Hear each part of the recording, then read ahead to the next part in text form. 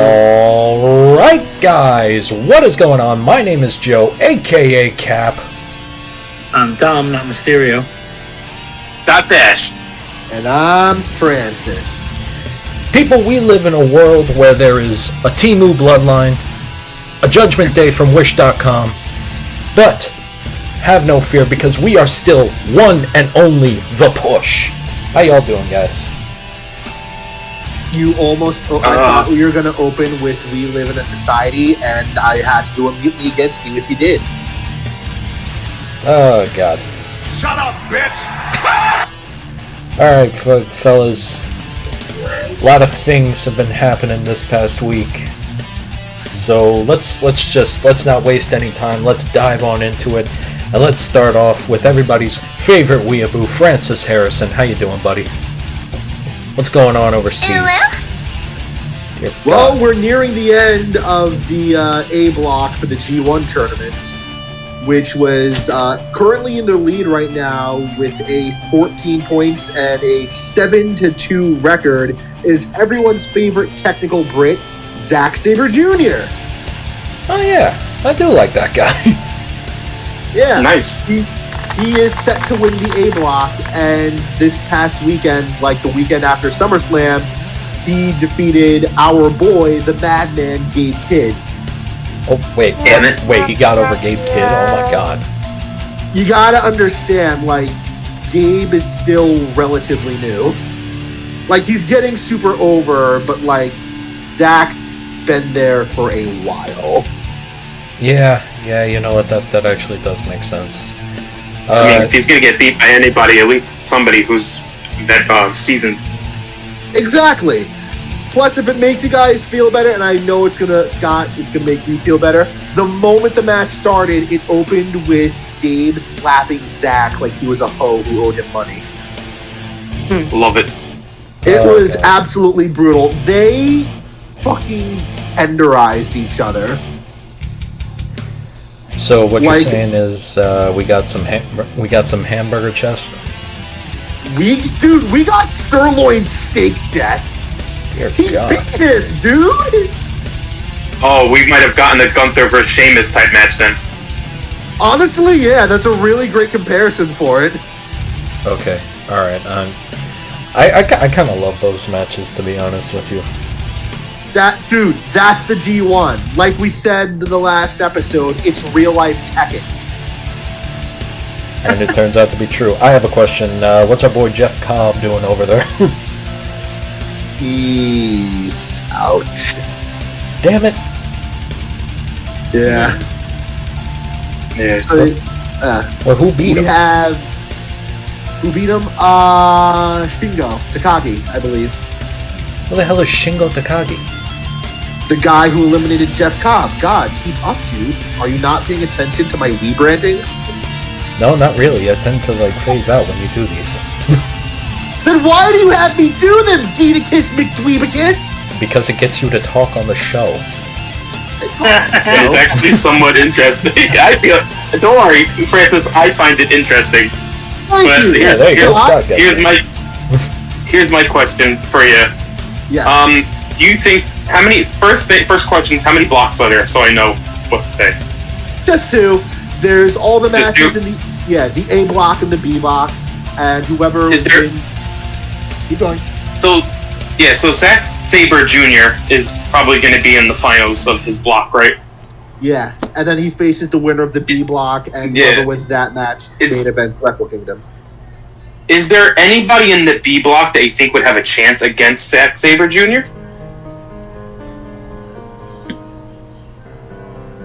There are a few guys. Like the A block semifinals, that just ended last night. They're pushing quite a few guys in the B block. Maybe David Finlay. Jeff Cobb was in the B block, but he was my biggest choice. But like I said, he's out right now. Beaten by a guy named Shingo. El Fantasmo of Bullet Club. He's a good pick to go for because Bullet Club usually main events these things every once in a while, not always. Goto's probably not going to get it. Narita is probably not going to get it.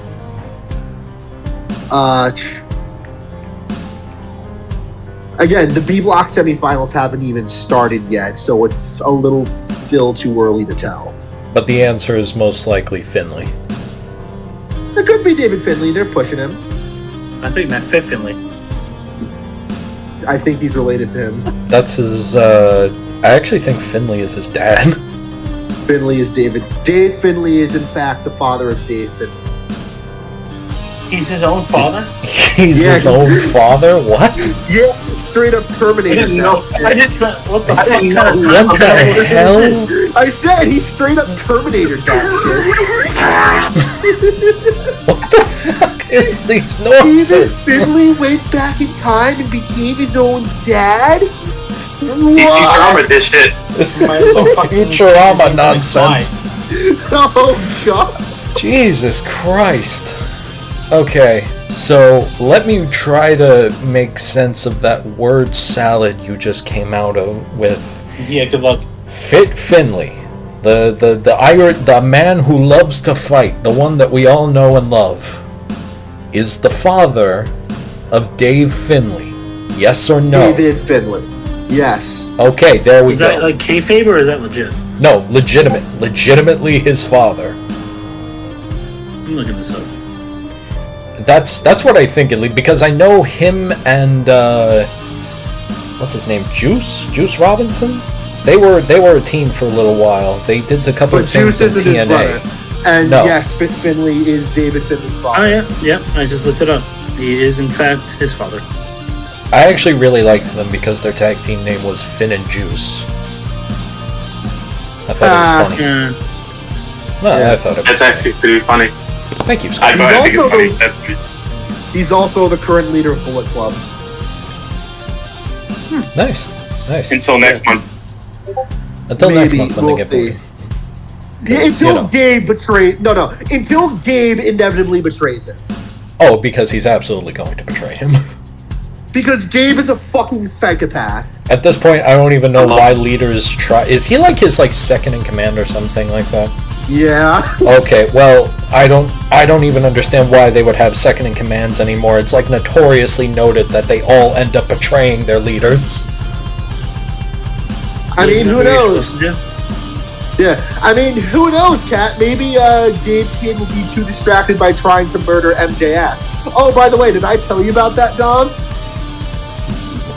I haven't fucking talked to you in like a week. What? Yeah, so last week after his G1 match, Gabe Kidd decided to, quote, make a work shoot where he called out none other than All Elite Wrestling's Maxwell Jacob Friedman. And I'm not going to say the entirety of the promo because that's a lot of profanity. But what it basically amounted to that stopped us before. Yeah, but even for us, because We it should probably have a basically meeting sounded... about that, but like... Gabe's promo basically amounted to MJF, I will rip your fucking heart out. Nice.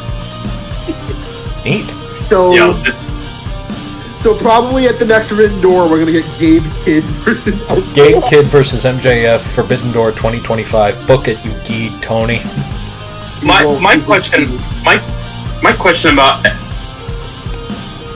my question about MJF. They showed a picture of him having like the thing over his mouth. I don't know the name for it, but was that scripted or was that actually real? Did he have like hard time breathing or some shit? an apparatus. That was, I believe that was Yeah, that's after the his word. match with Like, what was it, Osprey? Yeah, Osprey. By the way, Like, if when you he was guys haven't being seen that carried match, off. check it out. Absolutely fantastic match. Was that legit or was it scripted? Yeah, no, that was honestly- legitimate. He just had like a 55-minute match with Will Ospreay. Alright, because if that was scripted, I was going to have a major issue with that, because it would have made him look pathetic, but if it was an actual reason I he think that needed might have been it- like a legitimate thing. Alright, then if it's a legitimate thing, I have no issue. It's you gotta remember how fucking strenuous that match was, and then on top of that, it's kind of like like when football players go into Mile High Stadium, they run like a kickoff, and then they gotta fucking get the oxygen tank on the sideline. Yeah. Yeah. Kinda like that. Were they in Colorado for that match? No. I don't know. I don't know where they were, I but I have do no know idea. that I was using I that as do a- think it was I've been legitimate. watching WWE in New Japan, so Bro, you act like any of us give a fuck about AEW. Well, hold on. We try to care, Okay, but hold it's on. just Stop. like We try to care, Like, but Tony makes it hard. let's not get that far. Come on now. there are guys we like in there. There are guys that we do like in it, it's- and they're like doing legitimate things. We're talking All about right, let me MJF. rephrase. Not His that run. I don't care. Not that I don't care. More, they don't give me anything I want to watch. Okay, There you go. you want They're something? not giving me anything. All right, you want something to watch? There- I'll give you something to watch right now. We're on the topic of He's good. MJF. His run as international champion, or I should say American champion at this point, as he changed it. that fucking so fucking stupid that they changed the belt and the name is retarded. Like, oh my god, that pissed me off. I don't know. It was such an MJF thing to do. Yeah, it's almost like he It did it is. solely to piss people off. Yeah, MJF so do obviously- something like that? That's No. like, Like, it's crazy. MJF doing something solely to piss off guys like Scott? No. Surprise! Never. Man insults his own mother, but no, never that. Like, come on Oh, now. that's right. He called his mom Mark. Like, come on That's now. like that's like Levin. Yeah. Never him. Never Maxwell do something just to piss people off. Not Maxwell Satan Freeman. well, him dissing his mom is not an issue with me because I like Eminem, so you know, like there's a lot worse things that could be said. Didn't he redact that song? Redacted. I don't know anymore. Anyway, I don't know. Look, there is stuff going on in AEW. By the way, I guess No, we're there's just... stuff. It's just not entertaining stuff. It's There are hard to watch talented wrestlers because and they're not being given the due they should. Yeah. it's because they treat AEW like WCW 2.0, and we all know the reason why they failed. So it's not really helping them out. Listen, Because all I'm you- saying is there are things happening over there, right? There's inklings of some good things going on over there right now. Inklings. I will give it that. Yeah. I think... But I was reading the Busted Open I was watching the Busted Open podcast, and they were talking about how they need a talent relations guy, and somebody mentioned Daniel Bryan Danielson. I mean, that would make sense. He's about to... I'm assuming he's about to Pretty retire. much set to retire at this point. Yeah. Pretty much set to He's retire. probably Man's going gonna to. need a job, so like... Because he's only 40. So like... He's probably gonna need a new job soon. I still think he's gonna win that match. Hey, Of course he's not. D-Bry versus Switch. That could be a really good match. You mean Swerve? Whatever the fuck his name is. Swerve. He's literally Francis. If you're gonna talk about a title match, you need to at least know the names of the people in the match. So yeah, SummerSlam, you guys. What did you guys Right, think of SummerSlam? No, we're not passing that because Francis did a racism. We're not talking about the football player Swift. We're talking about the other guy. I said Switch. No, he did what? Oh my god. Oh, it sounded like Swift. So like, All right. Oh my god. Oh my god. All right, folks. Let's talk about it. All right, fellas. Let's talk about SummerSlam. Let's talk about SummerSlam. By the way, I hope you've all enjoyed once again this segment with everybody's favorite residential weeb, Francis Harrison. Sugoi Daisuke. Boot him. no God. All right, and he's gone. He'll be back momentarily. All right, fellas. Let's talk about SummerSlam. As it stands, this pay-per-view happened last Saturday. I want to say. Yeah, last Saturday. Yes. Yeah, so a week from 2 days ago. A week from 2 days ago. We were recording this on a Monday. Apologize for the bit of an extended break of episodes. What can I say? Work was hectic this past week.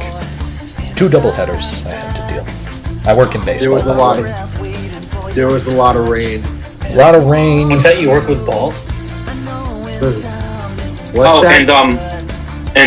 you know, I just want to mention this before we talk SummerSlam because this is kind of like a universal importance. Congratulations to both China and US for getting tied in gold medals, but USA taking it home Oh, with with the Olympics? the only team the only country that triple-digit medal count. So, congrats on that. Oh yeah, We did win the overall medal count. that's true. That's true. Breakdancing is not a fucking sport. Get rid of it. But we'll continue with SummerSlam. Listen. I said. Okay, hold on. We're gonna go off topic for a second. I know, shocking for this show. I will say this, and I sent this clip to Francis of specifically the Australian breakdancer that everybody's memeing on hard right now, and for good reason, because, like, come on now. Professor. What happened? She's a professor, She's a professor? mind you. Really? He is a yeah. professor. Wait, is she? Oh, God. Yes. Of what? Don't tell me forget that. what it is Now, I exactly. guess. No, hold on. I'm gonna look it up, but go on. Anyway, I will. I sent this to. I sent that clip to Francis, and I'm gonna repeat it here. I do hope that we can just come together as a planet and just admit that was one of the funniest things that have happened this year. That was the stupidest fucking thing I've ever seen in my life. Dude, that was funny It as hell. wasn't even- I'm not saying it wasn't stupid. I think it was funny. Oh god! It wasn't even breakdancing. She would look like she was trying to study how to be a worm for a play. Like, There was one specific thing that someone said that perfectly summed up that whole thing, that whole experience as it was. Was it that she was trying to shake a squirrel out of her pants or something like that? I think that was that the one you sent me. Yes. No. Joe Hendry. Joe Hendry said it looks like me when I'm trying to do a spinneroonie. Always tying it back to wrestling. I love it. Gee, it's almost like we're a fucking wrestling podcast. Why are you yelling at me, reminding me that? Because you fucking want to talk about fucking SIMP squirrels in my pants shit. We haven't done SummerSlam yet. All right, Jesus, Okay, trying to have some she's casual. a professor. She's a professor of creative arts, literature, and language. Well, it was certainly creative watching that. It was definitely creative. no, there was nothing. There was We'll give nothing it that. creative about that. But we'll go back. We'll go to SummerSlam. Let's get off this. All right. Anyway, I'm just yes, gonna die laughing SummerSlam. at it. SummerSlam Oh, happened. also, on a side note, before we continue with SummerSlam, they already announced that breakdancing will not be at the 2028 Los Angeles Olympics. Damn it! Oh fuck, Thank I'll God. be 30 when that happens. But they Oh, are God. bringing back baseball, softball, and lacrosse. Cool. Okay. Nice. All right. I guess I can get behind that. Anyway, SummerSlam. What we got? What did you guys think of SummerSlam this year?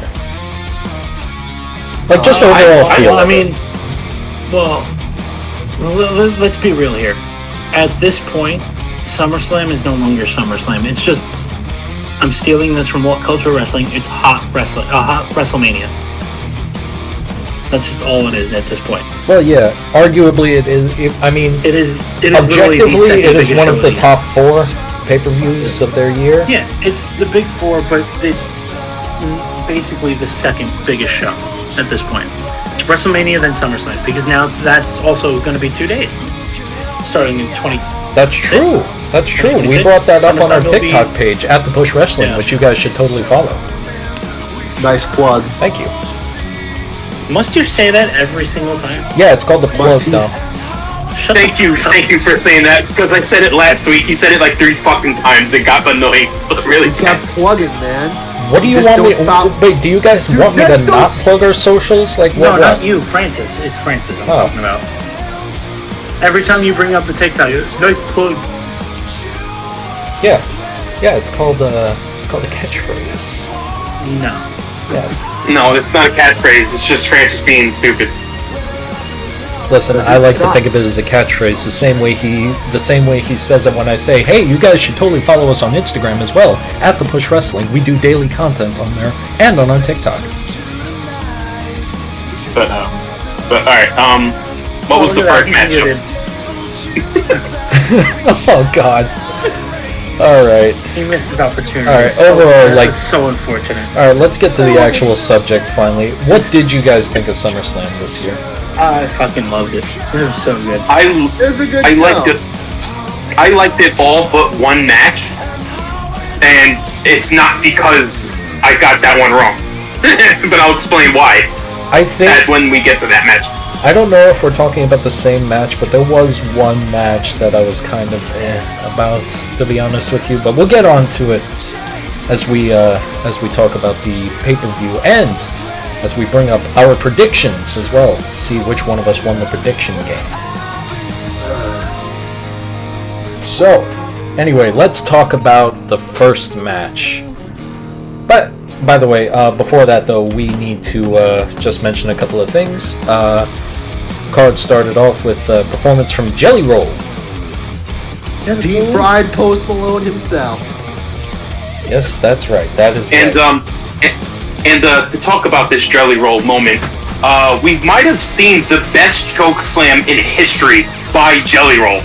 Listen, in all fairness, all the credit goes to fucking Austin Theory. It does, but that was so That fucking was nice. a good looking choke slam.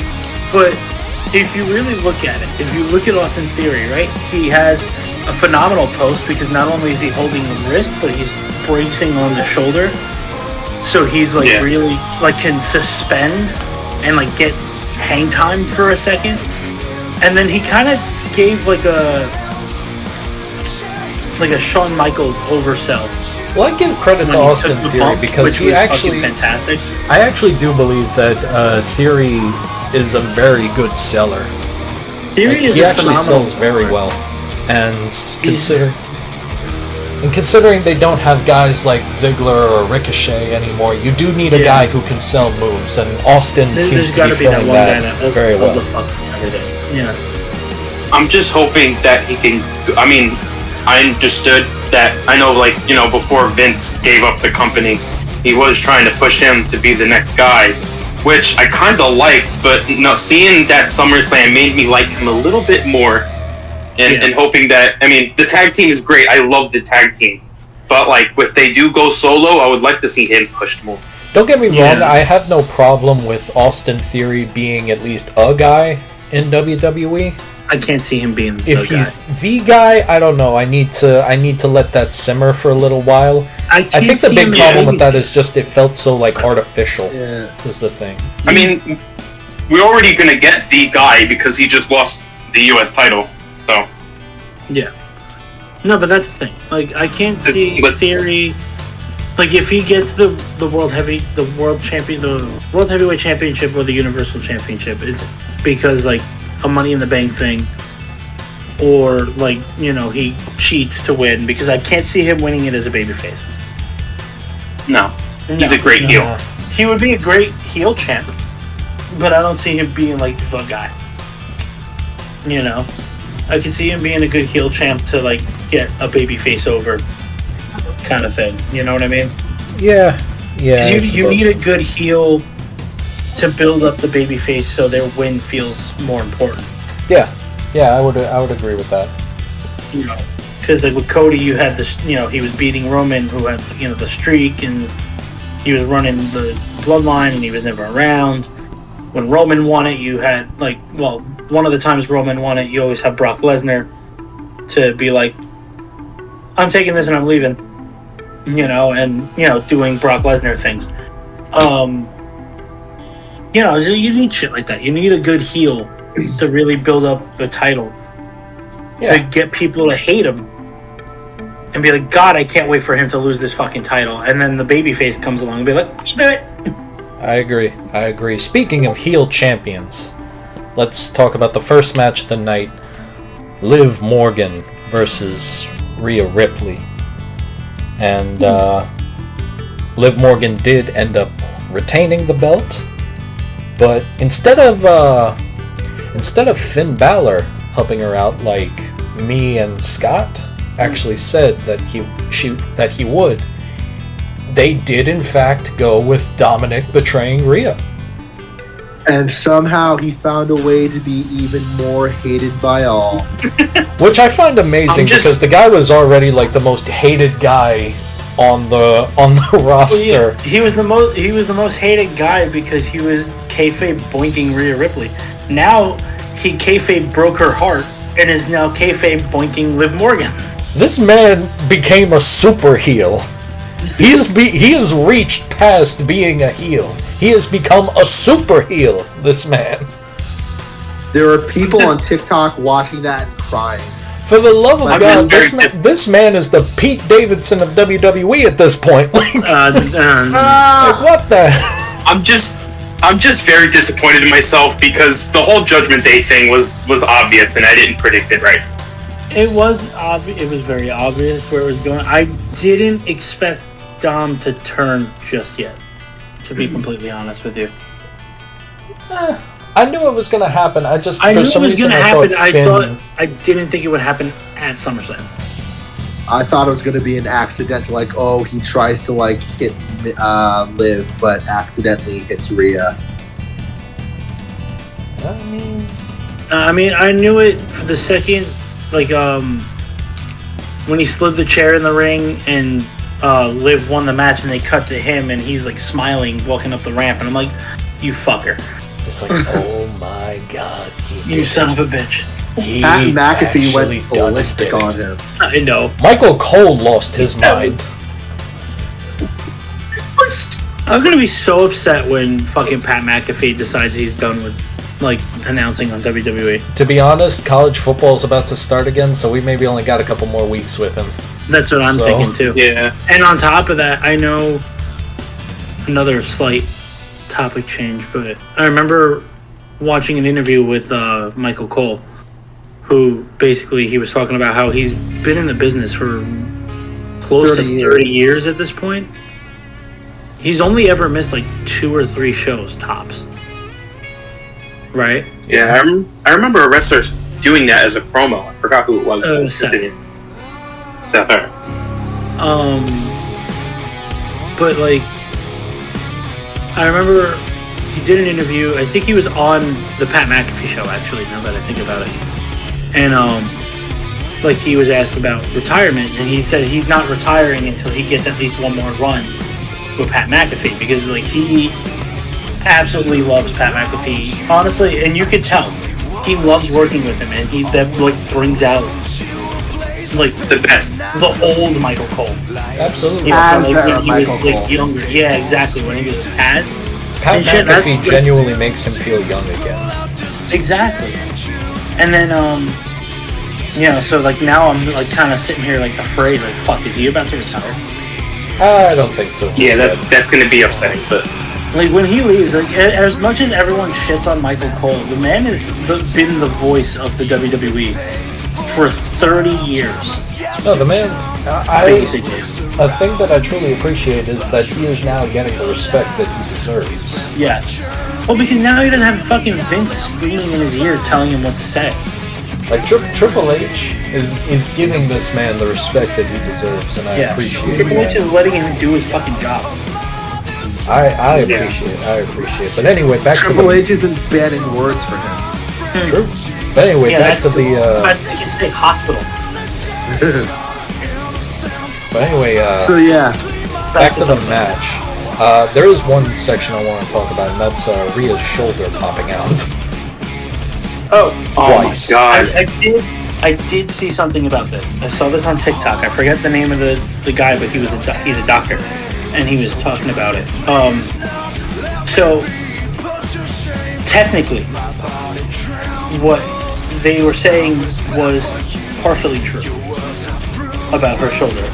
It didn't pop out during the match, but it was technically out because of the way it healed when it was originally injured. So Rhea opted to let it set and heal naturally instead of without surgery. Going for surgery, so she can come back faster. What that did was that left a visible lift in her shoulder. Like you could see it. Like that's when they were saying, "Oh my God, her shoulder's sticking out." Like no, that's how her shoulder is now. That's just the way she's gonna live her life, basically. Could that not be a problem? That's what. With her, that's what. Yes and no. It is possible it can pop out again, but it wouldn't be impossible to just reset. Later on down the line, she might need surgery, but you know, should be fine. Although I'm not a doctor, so I don't fucking know. The guy said it was very smart that they did that spot in the very beginning of the match, just because of the fact of this way no one looked at it and said, "Wait, that was like that the whole time. What are you talking about?"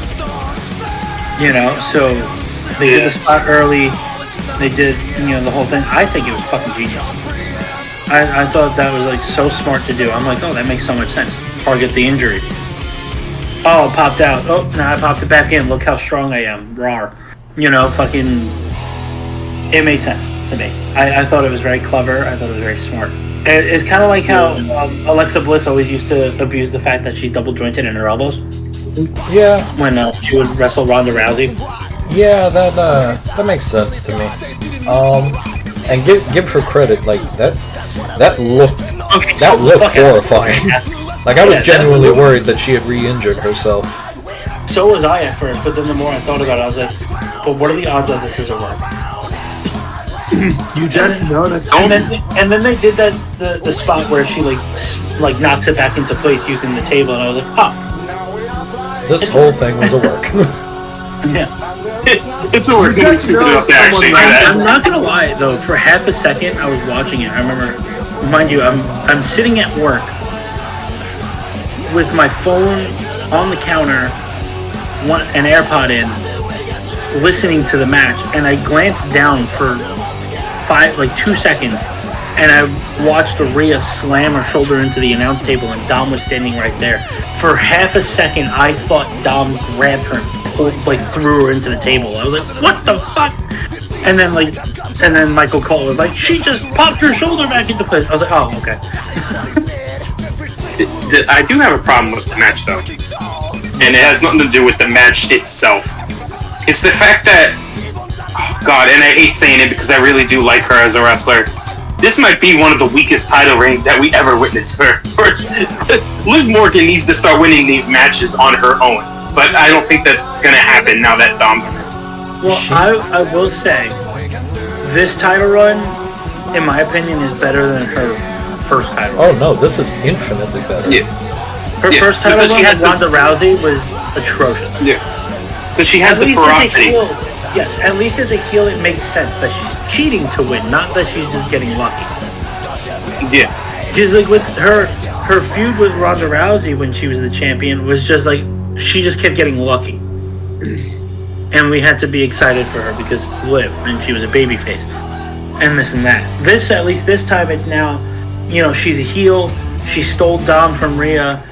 And they're cheating to win because now she's part of the Judgment Day and this and that, blah, blah, blah, blah, blah. This makes more sense to me. I don't feel like, oh, it's a weak title run. Yes, I agree she needs to win on her own sometimes. But it makes sense for the heel to cheat because they gotta be heels. They gotta be the bad guys. Especially when you consider the fact that, and let's be completely honest here, Rhea Ripley right now is the most over woman in the company. Easily. She is easily, without a shadow of a doubt, the most over woman they have right now. And I'm sorry to say, for Liv to be able to beat Rhea clean? Yeah. Come on now. Let's be real for a second. Rhea Ripley's getting to that point where she might be over than most male wrestlers, besides maybe just a small handful. I would say other than the guys that are in the title picture.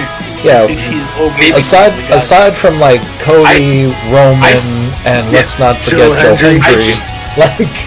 To be honest, I'm saying it's just. Well, Joe Hendry.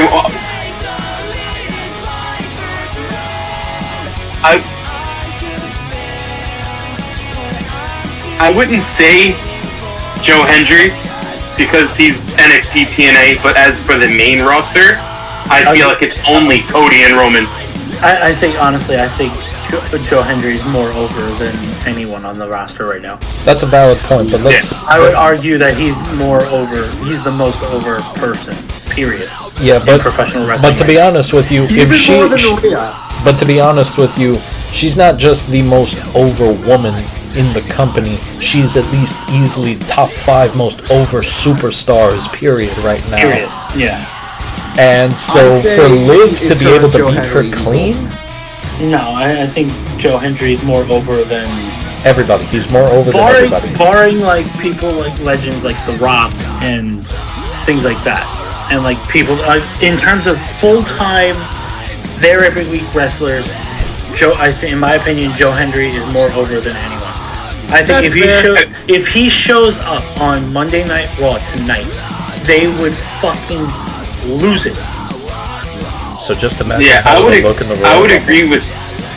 Yeah, sorry, Cap, but I would agree with Dom and Francis on this one, in the fact that yes, Joe Hendry is number one, but to be honest, I think Rhea's number two, because I kind of see a little bit of a downfall on Cody. Although he's still insanely popular, he has fallen a little bit. And Roman, I feel like the only reason Roman would be above Rhea is because he just came back. Yeah.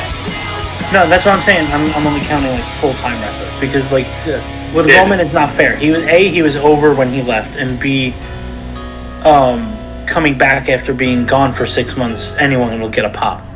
Yeah. But that's the whole thing. And yeah, I would argue with Cody, I feel like they just haven't really given him a good storyline to keep him up.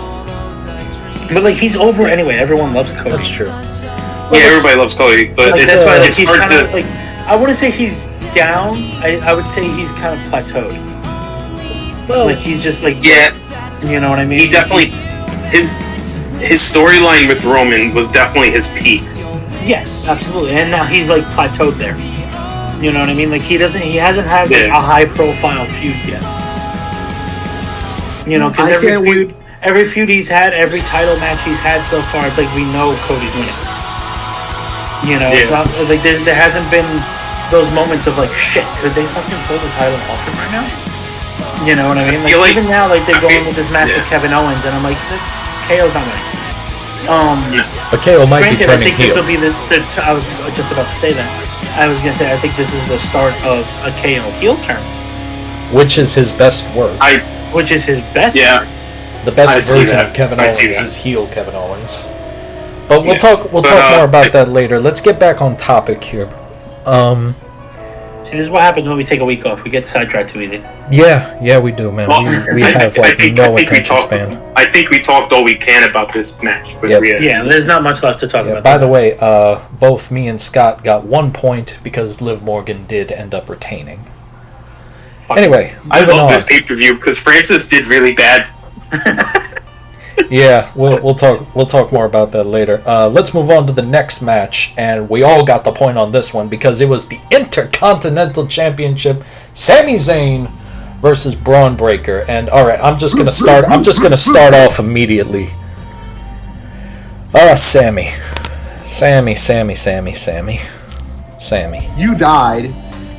Listen. You died a violent death, Sam. Listen. Cap's afraid to say it to you. I'm not. You Shut fucking up. died. Jesus Christ.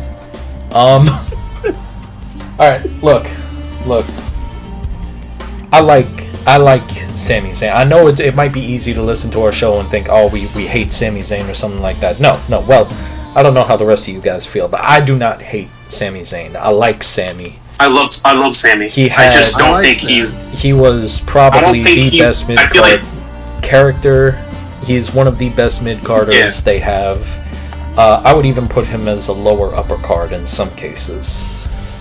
However, and I don't think that the company did him any favors when it came to this.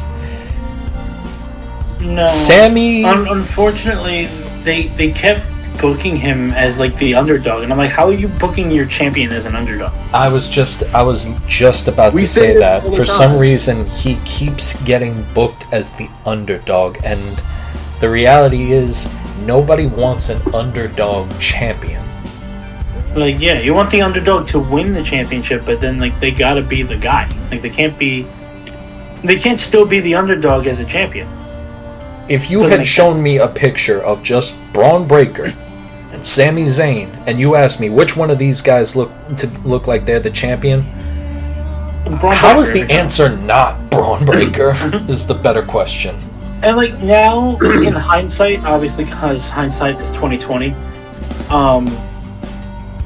I understand why they didn't have Braun win at the last PLE. Because, like, you know, they give him that one where it's like, you know what? I underestimated Sami Zayn. He got, he's smart. He knew how to beat me. But guess what? Now I know how to beat him. And I'm going to do it. And this and that. And they wanted him to win on a bigger stage. I can agree with that. However, the thing that's getting me is that Braun still has that blemish on his record. And I would have preferred, if you were going to do something like that, I would have preferred he lose by like DQ or something like that.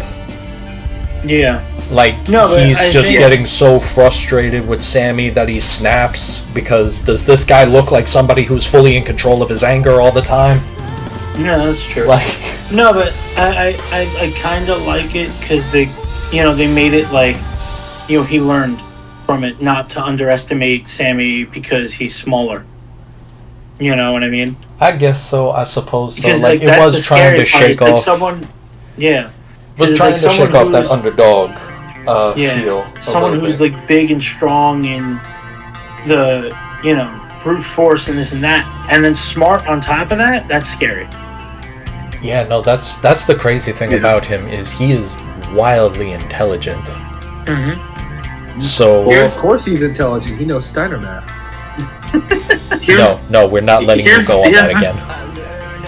Here's the thing about Sami Zayn, and I'll be the one that says it because out of the four of us, I'm probably the most heel. Sami is not fucking title worthy.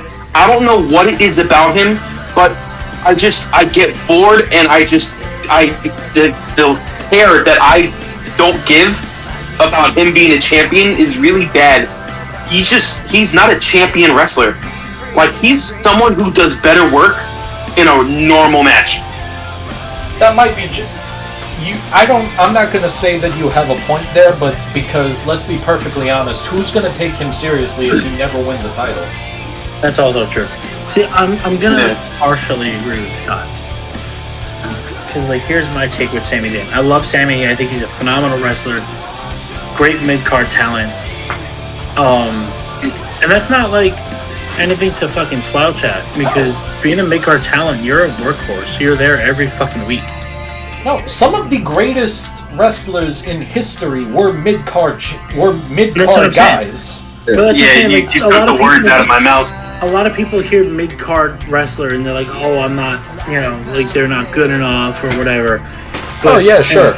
Tito Santana was not good enough. Ricky Steamboat was not good enough. DDP was not good enough. But you get my point.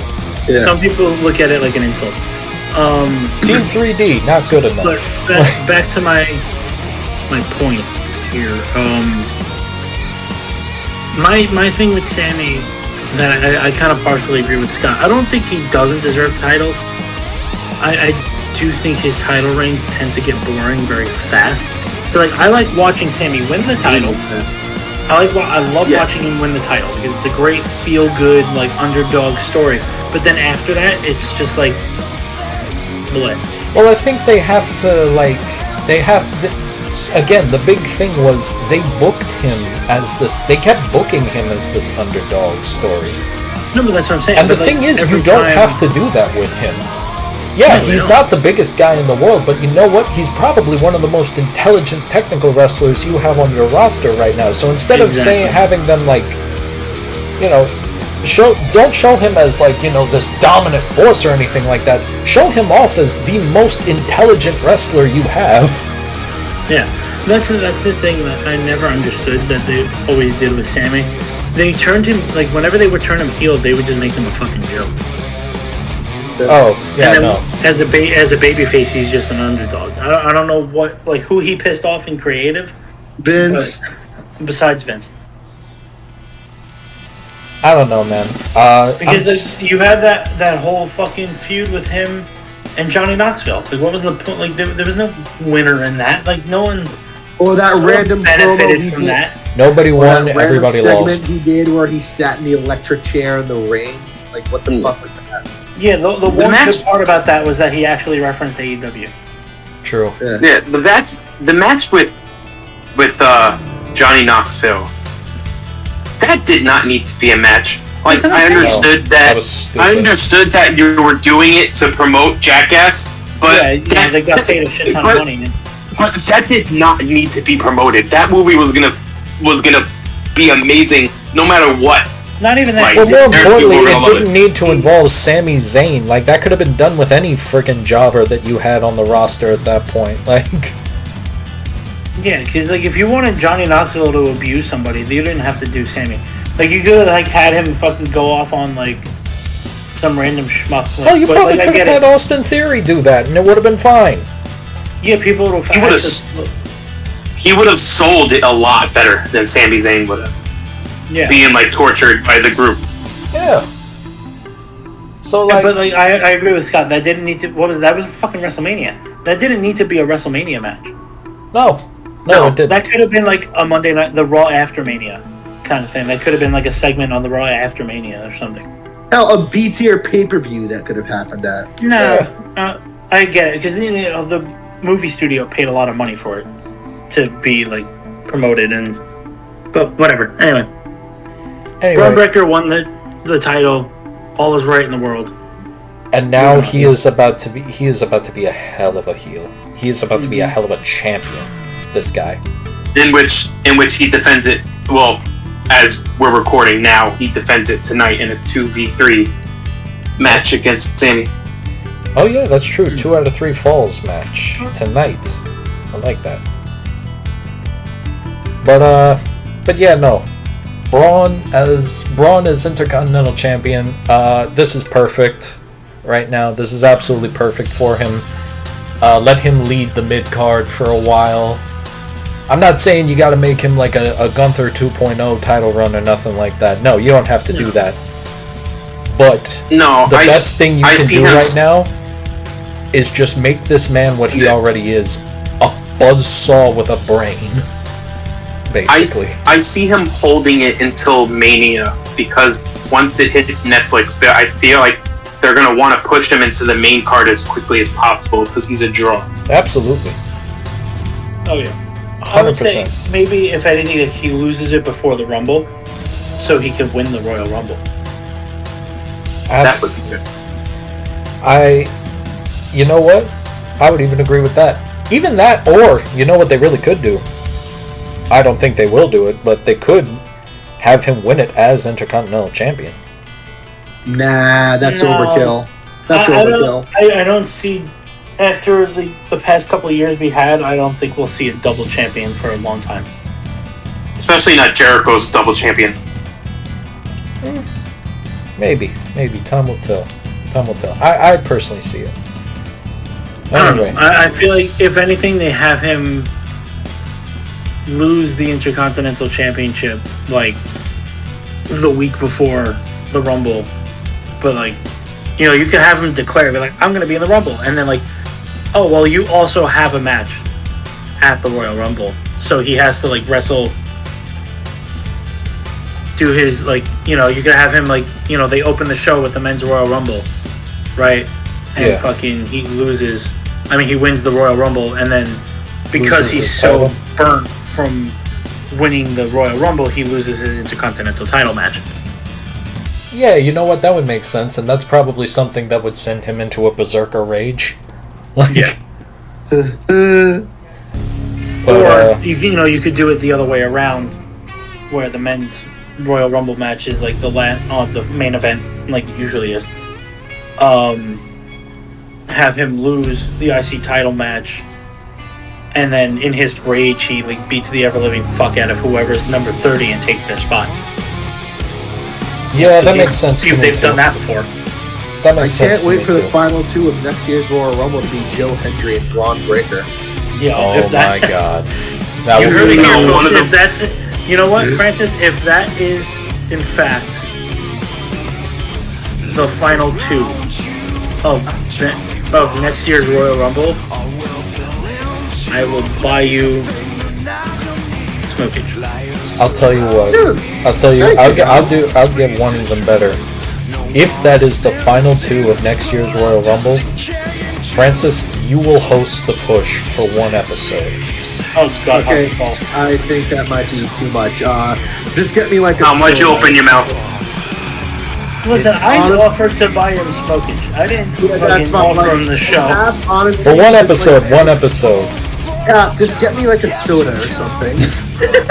Just buy or See, the big thing You is get- here when that was you offered get- to Scott, he chomped at the bit at that. yeah. So you know what, Francis? You get a gallon of Arizona. There you go. That's what Gallon you of get. Arizona. Perfect. You get a $5 You get a $5 bag from Wendy's. No, wait, no. Dom, get the smokage. Cap, get the Arizona.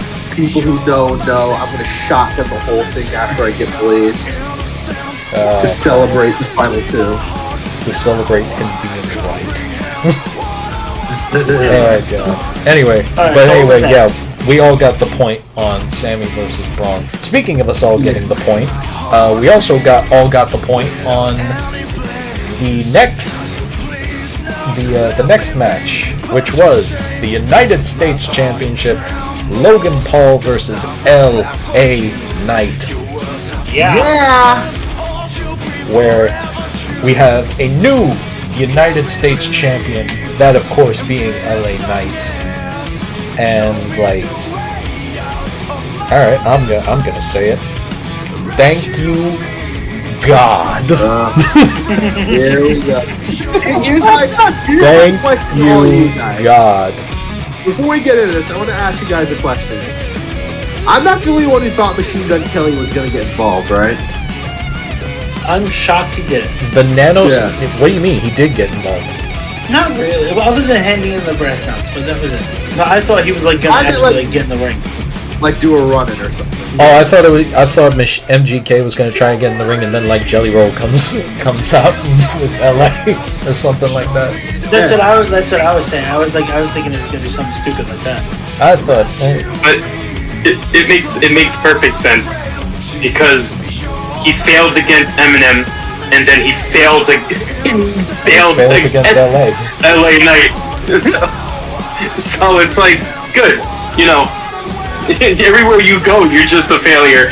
Except for the Cleveland Indians, for some reason, they wanted to make a day out of an MGK day. Scott, you have to Or the understand Cleveland that. Indians. Scott, you have to understand that Machine Gun Kelly is one of the few people on Earth who is even more likable than Logan Paul. Yeah, he's the guy That's that it, gave though. us Rap Devil. The only thing I ever liked MGK in was the Motley Crue movie, The Dirt. I was about to ask. He was Nikki But- Sixx, right? Yes, he was. I have something Tommy for Lee Cap isn't that he's. I have something for Cap that he's not gonna like though, What? and it's about Logan Paul, but you're not gonna like it. Go The ahead. fact that he actually wrestled a good match. The fact that he exists. No, it's not. It's not that he's always wrestled. Logan saying Paul's he always hasn't wrestled a good before. match, but like I think Logan Paul just puts the bar up on professional wrestling with that moonsault that he did. Oh no, I'll give him credit. The I moonsault hate was very that good. he's so clean. That Well, was him and another guy we can get to later. like honestly, I didn't think that you can invent different ways until he did that. Yeah, I'm That not was gonna lie. crazy. It still makes me laugh that he hits the buckshot lariat better than fucking Hangman Adam Page. So Right? Like, how is it you stole someone's finishing move and made it better? no, listen. I mean, that's how Randy Orton stole the diamond cutter from DDP. He And didn't that's how steal we it; got it the was given to him. true. DDP gave him my permission. But I mean, he should have made the buckshot lariat his actual finisher instead of that stupid ass knockout punch, which doesn't make sense because he referenced that from boxing, and I don't even think he has a single win. I'm not sure. Oh, like But- it's not really that impressive. I think that's knockout punch, like really. Well, yeah, but that's the whole point. He's a fucking heel. He has to cheat to win. But that's what I'm saying. Like what always makes me like, he makes the buckshot lariat look so good, and they don't treat it like a finisher, Right. which is hilarious to me. It just downplays the fuck out of Hangman Adam Page so bad. It's so clean. So here's the thing I will say. I will give him this. That was an incredibly clean moonsault. I will give him that. But to be honest with you, the reason I am saying thank God, not so much, believe it or not, is because that Logan lost the belt, but more so the fact that LA won the belt. That is the more important United thing States here. Championship every now and then. Like, that is the more important thing here. The fact that LA Knight, one of the most over acts that you have right now, but the man never won a title. And it just hits different that he now has a title. Like, there's something about that hits differently now. Now it's not just, what some would call, quote-unquote, unearned confidence. Yeah. Now he's got gold, so now he's backed up everything now. Now, is it the same as him being like a world champion? No, but look what John Cena did with the fucking U.S. Championship. He made that shit seem important. There is a golden opportunity here, because for a little while Logan did make the U.S. title relevant, but more towards the end, it feels like any momentum that the U.S. Championship had with someone like him as champion, it kind of started to lose its luster, if you know what I mean.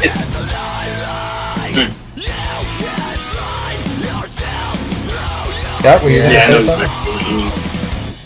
No, it's you. I tried, but I can't think of anything. I think you nailed it. It's like he started defending it less. He started acting like Roman Reigns during his title run, except he doesn't have any of the power to be like that. He started to act like Roman Reigns without being Roman Reigns, frankly. He's tried to be a Roman, but it just came off as a solo. That was very good, Francis. Yeah. What do you know? I have that sometimes. No? But anyway, yes. Yeah, like I said, LA Knight, your new United States champion, and you know what? I'm looking forward to it. I'm very much looking forward to this. Yeah. Anyway, we're moving on. We're moving on now to... Oh boy. Oh boy. Let's talk about this. The blood feud to end all blood feuds. Drew McIntyre versus CM Punk. Special guest referee being one Seth freaking Rollins. Before we get into this, can we just appreciate how this whole thing was one big reference to Brett versus Taker with HBK as the referee? Honestly, didn't realize it until they said it. Yeah, no, they even had fucking Drew come out in a very similar coat that The Undertaker wore. And Punk had the Brett color scheme. Yeah, and Seth had the same like vest referee tank top kind of shirt that HBK wore. But he didn't have HBK's biker shorts, so points deducted. No. Well, they couldn't make it that obvious. Yeah. No, but like they had the fucking the same kind of cut on the tank top, which is smart. So here's what I will say. I originally had no idea who was going to win this match, to be honest with you. Yeah. Because it really could have gone... This was the one crapshoot. It really could have gone either way. Yeah. But it made sense. Like, you gotta have Drew win. Like, CM Punk has been making his life a little fucking hell for the past, 2 months. Oh, yeah, no. Believe me when I say Drew absolutely deserved this. Drew absolutely deserved it. And you know what? I don't even have a problem with the way they did it, to be honest with you. I think the way they did it was correct. I had CM Punk winning this match just because he's CM Punk, and to be honest with you, I had no idea who was going to win this. But seeing the match play out the way it did, seeing how CM Punk essentially screwed himself out of a victory here. He took his eye off the ball. Yeah, he took his eye off the prize, and you know what? He was suffering from McIntyre derangement syndrome or Seth derangement syndrome, or just, not CM Punk syndrome, derangement syndrome, or something like that. I don't even know what you would call it. Seeing the way it played out, this is exactly how this match should have happened. It's absolutely how it should have happened. I'm not angry at all with with Drew winning this match.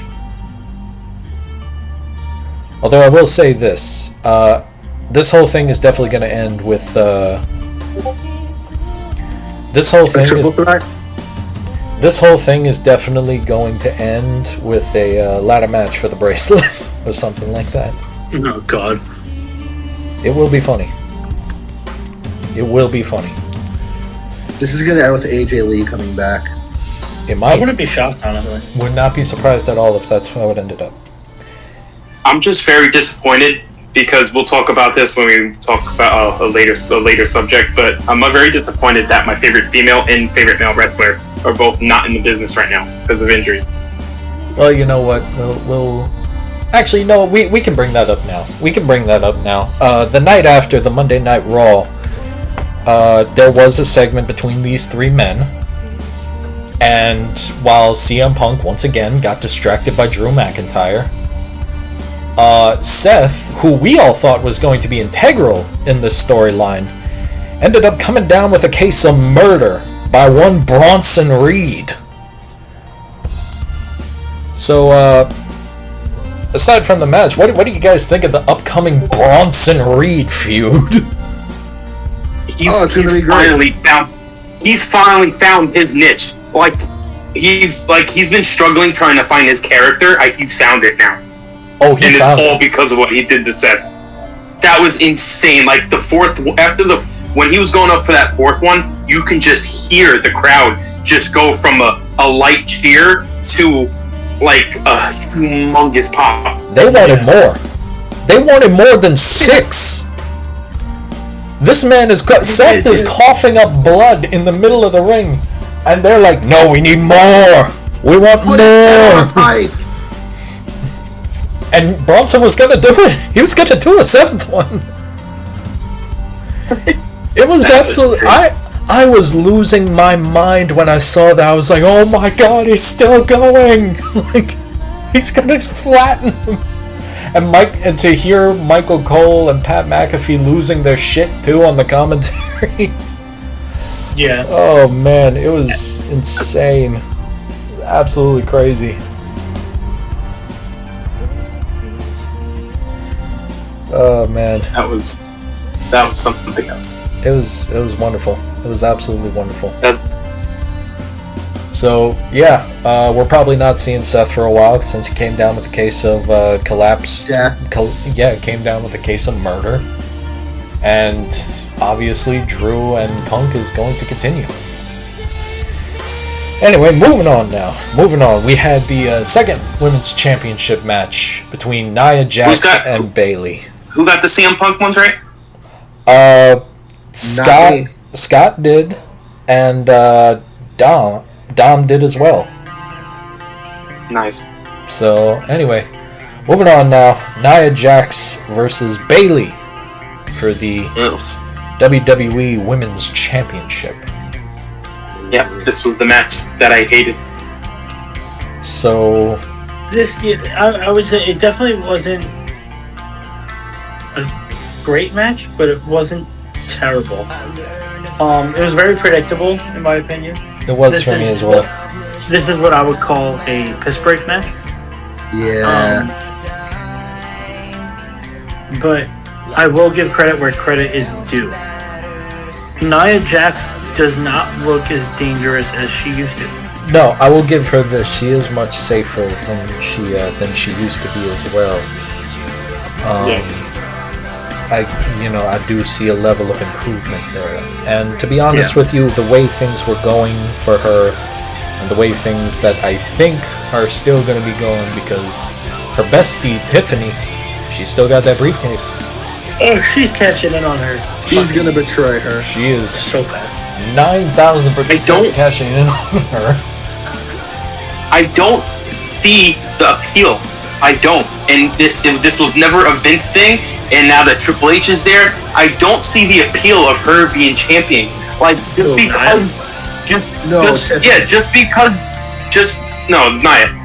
Oh. Just because she's one of the 5,000 family members of The Rock does not mean she needs to have a championship. No, but she's not entertaining. She's thugged. No, but she's a transitional champ. Exactly. Yeah. She's not gonna hold the title for long. She's just there to hold the title so Tiff can cash in on her. She's champion until the clock hits Tiffy time. Let's be honest. Yeah. No, that's 100% what it is. Because then Tiffany Stratton's gonna cash in on her, and then she's gonna get a fucking massive pop because everyone's gonna be so happy that Nia Jax lost. Yeah. It's the typical. You build up a heel that everyone hates, so the babyface gets over better. That's all. I'm just saying, man. I have no problem with this. This was the natural outcome of everything, and yeah, it just makes sense to me. So, and overall, it was a great match. I do not think Bayley looked bad in this match at all. No, Bayley did her thing. She always looks great. She's a very sound wrestler. Bayley did what she needed to do. Exactly. Moving on. Anyway, moving on to the match that I know somebody is very happy about. Somebody going to be very happy about this. By the way, on that last one, me and Dom got the point on that one. The World Heavyweight Championship match. Damian Priest versus the Ring General, Gunther. Now, before we get into this, I will say that Scott, myself, and Dom all got the point. I got an extra point because Finn did interfere. Yeah. The only one who did not get a point is Francis. Wow, what a fucking shock. Francis sucks. But I will begin this. Real quick. Again, I don't know how you didn't see this coming, but whatever. I will begin off with this topic because now Gunther is my number one, give or take what happened to Seth. But yeah, obviously very, very obvious. This is actually one of the better matches because Priest was messing up a couple of times during his title reign. A couple of spots that he messed up on. But this was, Finn came out at the perfect time. It's going to be great seeing what Gunther does, give or take that 70% of his in-ring stunts with WWE has been with the title. So that's very interesting to know. Yeah. But I can't wait because I feel like Priest didn't lower the title, but he didn't really bring it up to a higher standard. And knowing Gunther's great track record with titles, he definitely will do that. Well, I think the big problem with Damian as champion was very simple. It had nothing to do with him. Had absolutely nothing to do with him. I thought his title run was... I thought it was done very well. I think he is an incredible talent. No. But the big problem was it got overshadowed by this larger story of the implosion of the Judgment Day. I think that was the bigger problem with this. And I also feel like he needs to work on his promos. He's gonna get there. He's getting there. Dom, what do you gotta say? I fucking loved every second of this match. I think Damian is a fantastic wrestler. He always looks good, in my opinion. I've never really seen a match where Damian didn't look good in the ring. Gunther is fucking the man puts on a clinic every time. There's only so much you could really say. It's about friggin' time that he has the heavyweight championship. That big gold belt looks so good on him. It looks phenomenal on him, and I agree with you, Cap. I think there was nothing wrong with Damian's title reign. I actually enjoyed it, honestly. I thought he was doing really well as a champion. I think if it wasn't for the fact that he was also trying to keep the Judgment Day from imploding upon itself. It could have been so much better, but I think that's what they were really going for. That was the whole reason that he had this whole thing of he's gonna lose, but he's not even gonna he's I can get back to that later. This is the Judgment Day is more important. So I like that. I like that that's a thing. Because he's like, I can get that back whenever I want. We gotta handle this right now. I agree. I agree. I think this way, that's the best way to handle it. He was being pulled in two different directions at the same time, so it's like it made sense. He loses, but not because he's protected because he got betrayed by Finn, and Gunther still looks good. Yeah, absolutely. And speaking of which, we gotta mention this as well because I figured we might as well talk about this now as well. Gunther's opponent at the Bash of Berlin has already been decided, and it is, as we had hoped for, against Randy Orton for the World Heavyweight title. He is currently being borrowed by Raw from SmackDown. Pretty much. Yep. Randy's probably gonna have to bring back the punch for this one. Not gonna lie. I think that's the only thing that beats him. That's the only way he has a chance is if he punts him in the head. Yeah. And even then, I'm not sure that's going to be enough. But you know what? I'm glad to see that there was that whole thing that happened at King and Queen of the Ring of the the fact that they referenced it is just a sign of the times because Vince never would have let them bring that up. No, he would have totally ignored it. And I to be love honest with you, I love Gunther's. I love Gunther's response too. He was like, "Yeah, it wasn't like he was smug about, I beat you cheatingly." He's like, "No," he's like, "That bothered me because I didn't get to beat you clean." Yeah, that was he said that's a blemish on my record. You know what? I'm glad that number one they acknowledge it, and they're just gonna and they're working with it. They're absolutely working with it, and they do with what they got. And you know what? I have no problem with how they're handling it. I think this is the correct way to do it. But anyway, there is that. Anyway, Gunther, our new World Heavyweight Champion, the Judgment Day implosion, the Judgment Day Civil War is fully underway on Monday Night Raw. That was also addressed on the night after SummerSlam. And I'm just gonna say this now: I am not the biggest fan of this new Judgment Day, to be honest with you. I'm not Maybe that's the point. I'm not entirely sure, but no, that's entirely the point. Yeah, because the whole point is we're meant to hate them. No, it's not even that. Like I hate. It's not even a fact that I hate them. It's just, to me, this Judgment Day doesn't feel as imposing. No, I agree because they lost their two biggest enforcers there, muscle. Like there's nothing here that says I'm a threat. Yeah.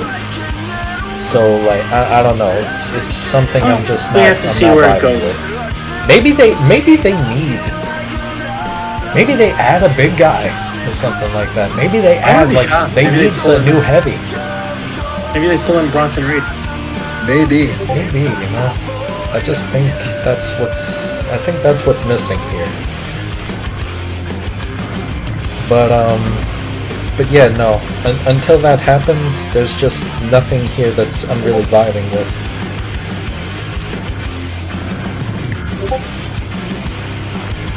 Anyway, main event time. Anyway, let's talk about the main event. The main event now. We're almost done with all 7? Damn. Yeah, we're almost done. We got one last match to talk about, and it is, I'm going to be honest, maybe my least favorite match on the card. Except for one part. It was so obvious? Wow. Well, I'm going to get into that. It's Cody Rhodes versus Solo Sikoa. Bloodline rules. Bloodline rules for this.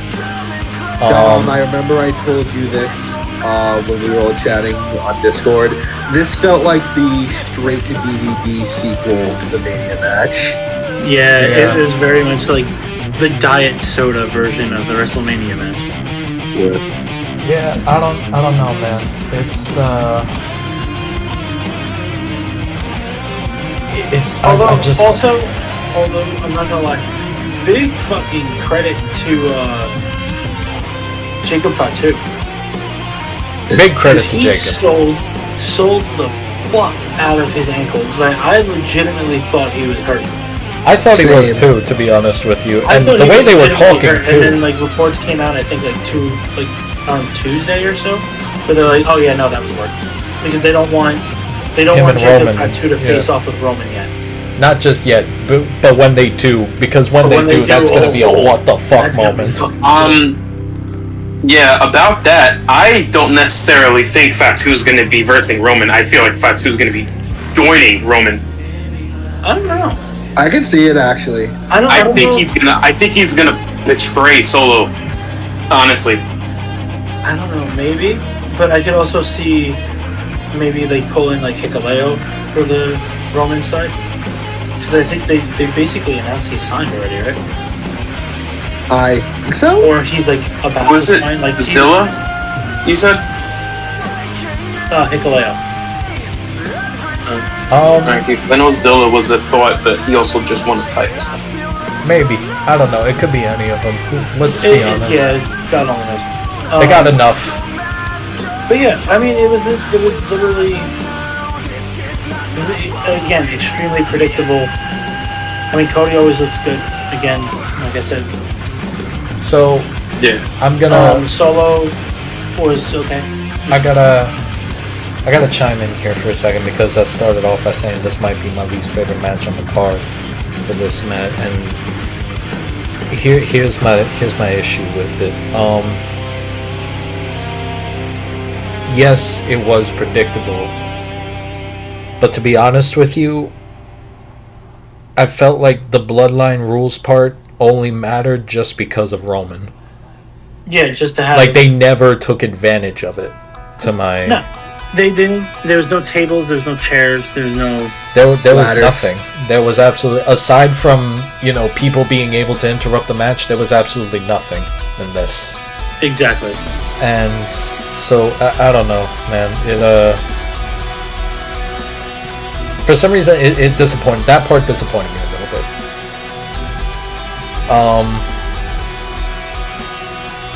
It was until. Let's just be perfectly honest here. Roman Reigns' return was the best part of this match for me. Absolutely. That was the best part. That was the one thing that saved this for me. I'm so glad to see him finally over as a babyface. Yeah, that's the only reason it wasn't my least favorite match of the night. It was like Nia Jax, and then this match. Yeah. So I don't know, man. I'm happy that Roman's back. I'm glad we get to push that story along. To me, this just felt like,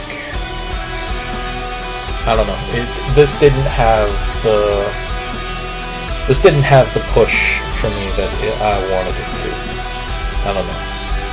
It could just be Solo.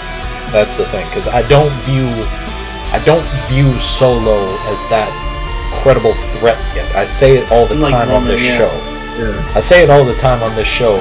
Out of the four of them right now, this new bloodline, Solo is the least intimidating one out of all of them. And that's More even than below Tongaloa? that's even less than Tongaloa, because Tongaloa, oh my god, this guy blows. He went from being a gorilla of destiny to a botch monkey. Like, my god, this man stinks. He was better in New Japan. I don't know what else I can tell you. You know what? Let's pull the residential weed back here for a second, because I need to talk to him. He went home. No, I need to talk to him for. No, get him back here, because I need to talk to him. What the hell happened? What happened? Maybe he has jet lag from flying over Japan and it never ended. 3 months ago? Yes, Cap. Space is warped and time is bendable.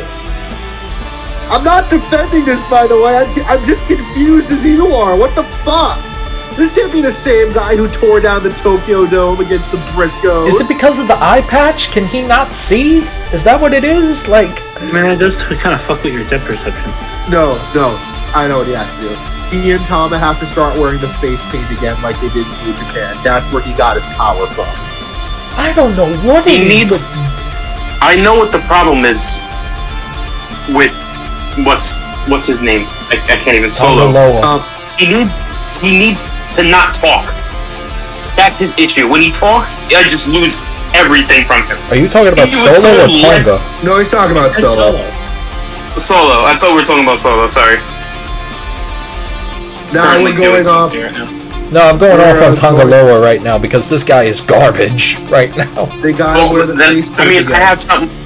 I have something with him. It's the fact that he can't go a show without botching something, and it's obvious botches. And it's like, come on, man! Like you're better than this. It's not your first rodeo. You've done this before. I don't know. They're never going to hold the fucking tag belts. The guy doesn't know where the corner is, where the ring corner is. He's gonna hold the belt. I don't The even know dude who punched this his guy is. brother in the head while trying to low blow Kevin Owens. Shit, he can't even hold the belt properly. He's messing up holding the title.